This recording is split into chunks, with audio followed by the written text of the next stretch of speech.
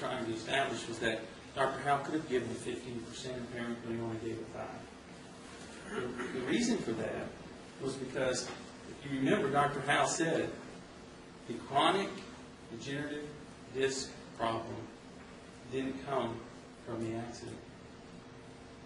So I can't give it 15% because it's chronic. It developed over time. But the symptoms that developed afterward did come from the accident, so I give it 5%. That, talk about distorting the truth. That's distorting the truth. Play that segment and not explain it. The degenerative disc disease was there. It was latent. It was hidden, and this wreck caused it. And it, Mr. Gilmore says this.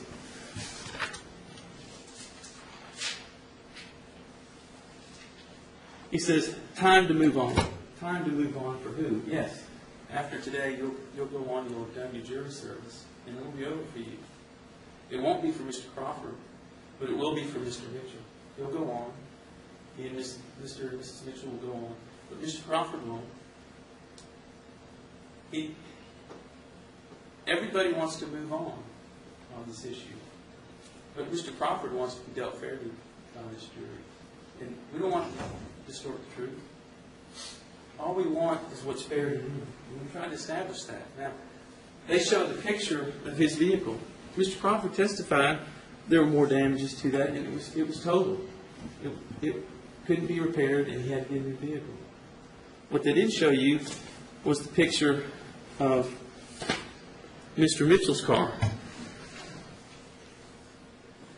And Mr. Mitchell said, that's just a regular old fender bender. I don't ever want to be in a fender bender with Mr. Mitchell, because that's not a fender bender. That's a serious accident. And it goes back to what I initially said at the very beginning. He had a pre-existing condition. And this accident caused that to appear and come to the surface. And he's taken all this treatment, all this medication. And what Mr. Gilmore wants you to do is to allow your bias to come into play here and award an amount that's... He wants to say give an amount, but don't give much. You'll have to decide what's fair and reasonable. But look at this stuff and be fair and reasonable. And don't just try to move on. Please take into account the fact that Mr. Crawford is going to deal with this for the rest of his life. And he is entitled to compensation for doing that. This idea that he's not entitled to anything for future pain and suffering or those types of things, I can't ask you to put yourself in his shoes. That's the bias that we're talking about. But consider whether or not you think that Mr. Crawford, after today, will be fine and he'll go on with his life just like he was before. And if you believe that, then I guess you can put a 0 there. But if you have doubts about that, then deliberate on it. Thank you. Thank you.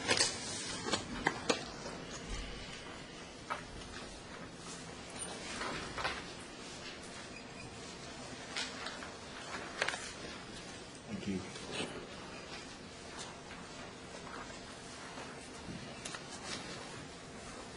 All right, ladies and gentlemen, to not conclude, the instructions are also in your notebook. You may turn to those if you want to. I'll remind you that you must consider all of the instructions that I have previously given you. The following instructions are no more or less important than the others.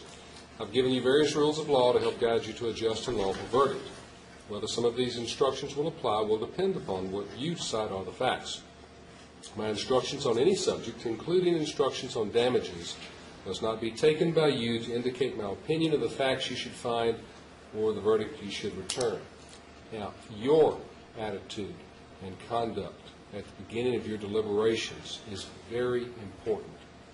It is rarely productive for a juror to immediately announce a determination to hold firm for a certain verdict before any deliberations or discussions take place. If you were to do that, it might be difficult for you to consider the opinions of your fellow jurors and change your mind even if you later decide that you might be wrong. Please remember You are not advocates for one party or another. You are judges of the facts. Each of you should deliberate and vote on each issue to be decided. Before you return a verdict to the court, however, each of you must agree on it in its final and complete form so that each of you will be able to state truthfully that the verdict is his or hers.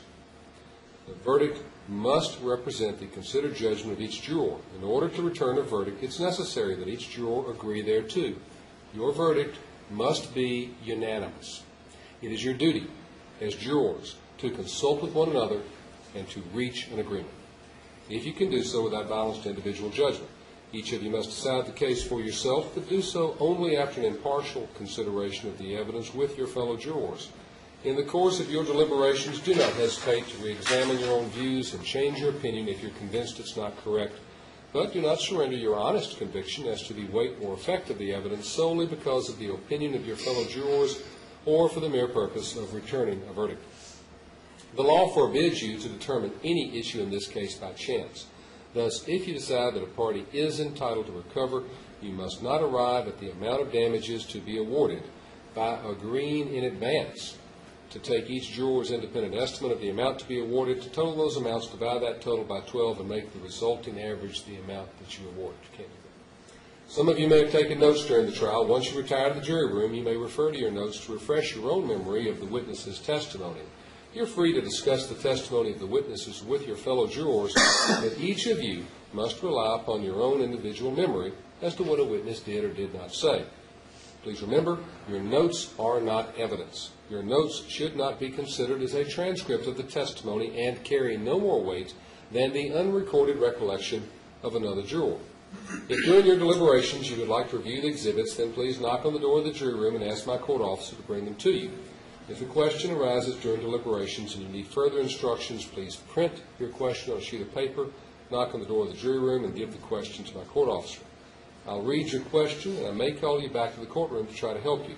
Please understand that I may only answer questions about the law, and I cannot answer any questions about the evidence. You'll now retire and select one of your number to act as presiding juror who will preside over your deliberations. As soon as all 12 of you have agreed upon a verdict, your presiding juror will complete and sign the verdict form, knock on the door of the jury deliberation room, and advise one of my court officers that you have agreed upon a verdict. Remember that you may deliberate only when all of you are present in the jury room. You may not resume your deliberations after any breaks until all of you have returned to the jury room. Any further requests for instructions from the plaintiff? No, Your Honor. The defendant? No, Your Honor. All right, ladies and gentlemen, also, I have on your last page is a verdict form. It appears up on the screen. You each have it in your book as well. It's a series of questions. What amount of damages, if any, have been proven by a preponderance of the evidence?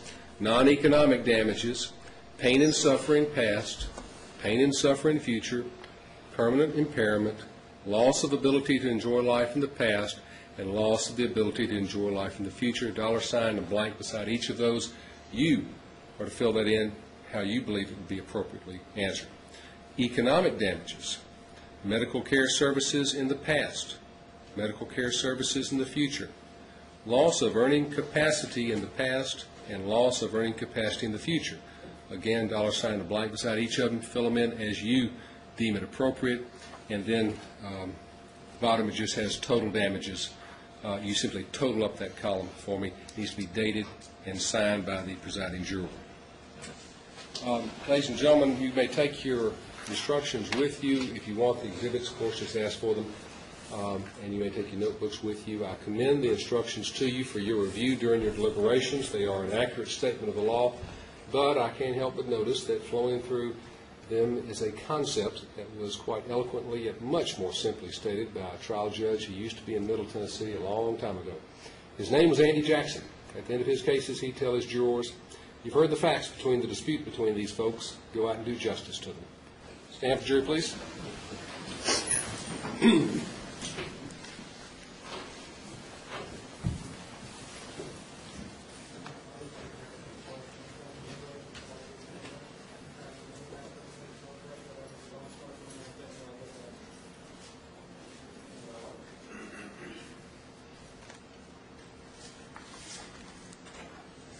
All right, be seated, please.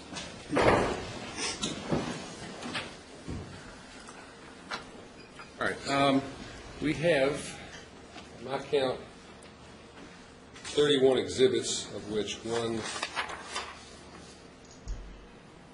2, 3, 4, 5 were for identification purposes only. So I need, if you would please, for all the lawyers to go over the exhibits with Tom and find out if you agree with that, so we have a group of exhibits that we can send back to the jury in the event they want them sent back, all right? I will need you all to clear your council tables if you would. I've got to take a motion here in a few minutes, but you can sit back a little bit if you want to. And, sit back there on the benches if you want as well, because nobody's going to be back there, but I do need to use the council tables. Anything else on the record right now from the plaintiff? No, Your Honor. The defendant? No, Your Honor. All right, thank you all very much. Good luck to you all, and we will let you know as soon as we have the verdict. All rise. And on this Baggett matter, we're going to let them clear up, and we'll start up in about 5 or 10 minutes.